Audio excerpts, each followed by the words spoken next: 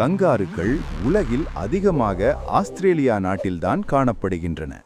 அவை ஆஸ்திரேலியாவின் தேசிய சின்னமாகவும் உள்ளன. கங்காருக்கள் முன்னோக்கி மட்டும் தாவ முடியும், பின்னோக்கி நடக்க முடியாது என்பது ஆச்சரியமான உண்மை. ஒரே தாவலில் கங்காரு 25 முதல் 30 அடி வரை தாவும். வேகம் 70 km/h வரை செல்லும். கங்காருவின் வால் நடக்க உதவும், தாவும் போது பேலன்ஸ் வைத்திருக்க உதவும், மூன்றாவது கால் போல் வேலை செய்யும். பெண் கங்காருவுக்கு வயிற்றில் ஒரு பை இருக்கும். குட்டி கங்காரு ஜோயி பிறந்ததும் அந்த பையில் வளர்கிறது.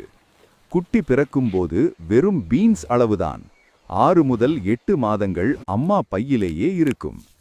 குறைவான தண்ணீரிலேயே நீண்ட நாட்கள் உயிர் வாழும் திறன் கொண்டவை. சண்டை போடும்போது மனிதர்களைப் போல குத்துச்சண்டை போடும். பின்கால்களால் சக்தி வாய்ந்த கிக் அடிக்கும். குழுவாக வாழும் அந்த குழுவை மாப் என்று அழைப்பார்கள்.